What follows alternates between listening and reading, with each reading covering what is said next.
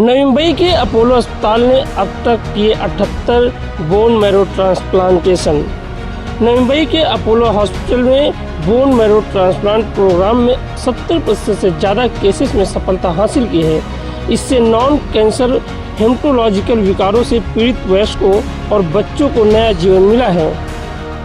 Leukaemia, thalassaemia, sickle cell बीमारी, गंभीर aplastic anaemia जैसी कुछ दुर्लभ प्रकार की इम्यूनोडेफिशिएंसी जैसी स्थितियों में जटिल मेडिकल चुनौतियां होती हैं और अक्सर दीर्घकालिक रिकवरी के लिए बोन मैरो ट्रांसप्लांटेशन जैसी उन्नत उपचार की आवश्यकता होती है। बोन मैरो ट्रांसप्लांटेशन से पहले गहन कंडीशनिंग की आवश्यकता होती है और ट्रांसप्लांटेशन के बाद प्रतिरक्षा में भी धीमी, जिसकी वजह से इन मरीजों में संक्रमण और अन्य जटिलताएं होने का खतरा ज़्यादा होता है। जब बोन मैरो पर्याप्त स्वस्थ रक्त कोशिकाओं का उत्पादन नहीं करता है, तब बोन मैरो ट्रांसप्लांटेशन प्रक्रिया में रोगग्रस्त या निष्क्रिय बोन मैरो में बदल जाता है। हमने इस क्षेत्र में बड़े पैमाने पर रिसर्च करके काम किया है, जिससे कारण हमें यह सफलता हासिल हुई है और आगे भी हम इस तरह से मरीजों की मदद करते रहेंगे। तो ये एक कॉम्प्लेक्स प्रोसीजर है और बहुत इंफ्रास्ट्रक्चर लगता है, बहुत मेहनत लगती है, बहुत सारे लोग लगते हैं और हमारा जैसे आउटकम हमने कहा 70-75% है। तो हमने हमारे कुछ पेशेंट्स हमने खोए भी हैं, लेकिन ज़्यादा करके बहुत सारे लोगों के लाइफ में चेंजेस आए हैं कि वो पूरा ठीक हो गए हैं। आगे हमारा प्लान ये है, हमने अभी CAR T-cell प्रोग्राम भी चालू किया है, जो एक स्पेशल प्रोग्राम है, जिसमें जो स्पेशल कुछ बीमारियां ऐसे होती है जिसमें जहां सब कुछ रास्ते बंद हो जाते हैं, वहाँ भी एक CAR T-cell प्रोग्राम मदद कर सकता है कुछ तरह की बीमारियों में। तो अभी हम फोकस कर रहे हैं आउटकम्स पे, लॉन्ग टर्म सक्सेस। एक्चुअली ये शायद एक बहुत इंपॉर्टेंट पार्ट है। मैंने कहा कि हम घड़ी ले लेंगे, 1 लाख का मोबाइल या 70,000 का मोबाइल ले लेंगे। इंश्योरेंस कम से कम मेरे हिसाब से आज के ज़माने में 5-10 लाख रुपए का तो इंश्योरेंस होना ही चाहिए।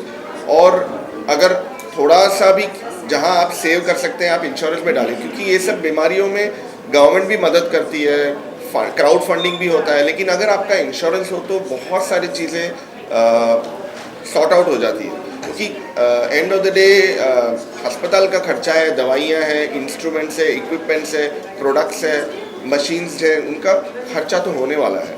तो मैं एक मैसेज ज़रूर देना चाहूँगा, अपना रेगुलर हेल्थ चेकअप करवाइए, 6-6 महीने हो या आपके डॉक्टर जहाँ आप एक्सेस कर सकते हैं। अपोलो का बहुत अच्छा हेल्थ स्क्रीनिंग प्रोग्राम है और अपने इंश्योरेंस, अपने फैमिली को इंश्योर्ड रखिए। आई थिंक ये एक ऐसी फैसिलिटी है जो यूज़ करनी चाहिए अपने देशवासियों को भी, और जहाँ से लोग आ सके। हमारे काफ़ी सारे दूसरे बाहर से पेशेंट्स आते हैं, अफ्रीका से, मॉरिशस से, गल्फ से, नॉर्थ के भी काफ़ी कंट्रीज हैं, वहाँ से भी आते पेशेंट्स। तो ये कि अभी तो अपना एयरपोर्ट भी आ गया नवी मुंबई में, तो ये डेफिनेटली एक्सपांड होगा जो प्रोग्राम है। और मुझे लगता है कि ये फ़ायदा अपने लोकल लोगों को और भी लेना चाहिए जहाँ ज़रूरत हो। ये सारी चीज़ें कम, मैं सिर्फ ये कहूँगा कि अपनी हेल्थ पे ध्यान दीजिए, अपना हेल्थ चेकअप रेगुलरली करवाइए, क्योंकि डॉक्टर विपिन भी अग्री करेंगे, डॉक्टर अभिजीत भी अग्री करेंगे कि बहुत सारी बीमारियां हमें रूटीन हेल्थ चेकअप पे पता चलती। मैं तो बोलूँगा 50-60% लोगों को पता भी नहीं चलता है कि उनको ये बीमारी है। जो मैंने सिम्टम्स बताए, गांठें आना और हीमोग्लोबिन कम होना, कमज़ोरी महसूस होना, ब्लीडिंग, ये शायद 20-30-40% पेशेंट्स में होता होगा। एटलीस्ट 50% लोग मैं बोलूँगा रूटीन हेल्थ चेकअप पे पता चलता है। तो उस अपना हेल्थ चेकअप पे ज़रूर ध्यान दीजिए। खून के कैंसर्स में स्टेजिंग अलग प्रकार की होती है, जैसे एक सॉलिड ट्यूमर होता है। अभी आज का एरा ऑर्गन स्पेसिफिक डिपार्टमेंट, जैसे अपोलो की खासियत ये है कि हर एक ऑर्गन स्पेसिफिक डिपार्टमेंट, जैसे सर्जिकल ऑन्कोलॉजी है, हमारे जो डायरेक्टर है डॉक्टर डी क्रूज, या मेडिकल ऑन्कोलॉजी जैसे सॉलिड ट्यूमर्स है, सार्कोमास हो, ब्रेस्ट कैंसर्स हो, वैसे ही एक हीमेटो ऑन्कोलॉजी होता है, जिसमें हीमेटो ऑन्कोलॉजी मतलब रक्त के कैंसर्स और खून की बीमारियां, जैसे जो नॉन कैंसरस हो, जैसे एप्लास्टिक एनीमिया हो, इम्यूनोडेफिशिएंसीज हो, ऐसी ब्लीडिंग डिसऑर्डर्स हो। हमारा हीमोफीलिया का प्रोग्राम भी हमने चालू किया है, वो काफ़ी चल रहा है, और क्लॉटिंग टेंडेंसी, जैसे कोविड में क्लॉटिंग हो गया, तो खून के कैंसर्स और खून की बीमारियां का स्पेक्ट्रम काफ़ी सारा है, लेकिन बहुत स्पेशलाइज केयर है जिसके लिए अस्पताल का सपोर्ट बहुत मायने रखता है। और वो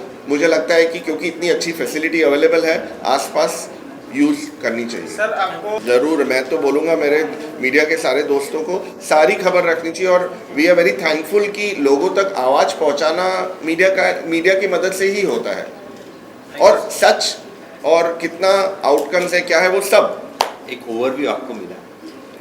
हेल्थ चेक ये प्रोग्राम जो एनुअल हेल्थ चेक, काफ़ी सारे कंपनीज़ में काफ़ी सारे लोग आजकल खुद से ही एक साल में हेल्थ चेक करते हैं या करवाना चाहिए, लेकिन बच्चों का हेल्थ चेक नहीं होता। बाय एंड लार्ज 2 साल के 5 साल के बच्चे का ब्लड निकालना नहीं चाहोगे।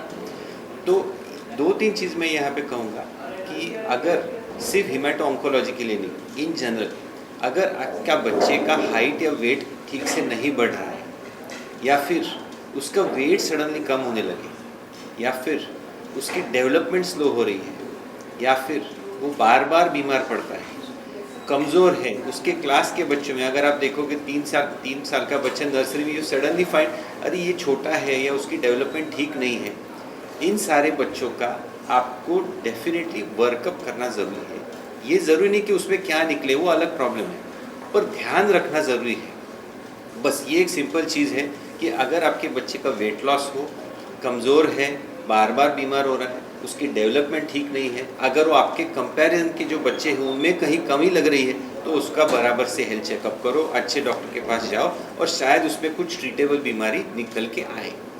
नंबर 2 कि जैसे अभी हमने देखा, देखो कई सारे बार ये मुश्किल घड़ी जब आती है, चाहे वो ब्लड कैंसर हो या कोई भी हो, डर सबको लगता है, चिंता सबको होती है, फाइनेंसिस भी एक बड़ा इशू होता है, पर अगर आप कोशिश करोगे तो इस दुनिया में हेल्प मिलती है। मेडिकल ट्रीटमेंट आज इंडिया में बहुत अच्छी क्वालिटी की अवेलेबल है। आपने जैसे देखा एक केनिया का पेशेंट था, लेकिन ऐसे कई सारे पेशेंट्स हैं जो बाहर के देशों से आते, तो हमारा काम है सही जगह पहुंचो और फिर रास्ता मिल जाता है। ये थैलेसीमिया जैसे सबने सुना होगा, थैलेसीमिया एक ऐसी बीमारी है, अगर बच्चे को होता है मेजर वाला, तो उसको फिर लाइफ लॉन्ग या तो ब्लड चढ़ाना पड़ता है या बोन मैरो ट्रांसप्लांट ही एक ऑप्शन है।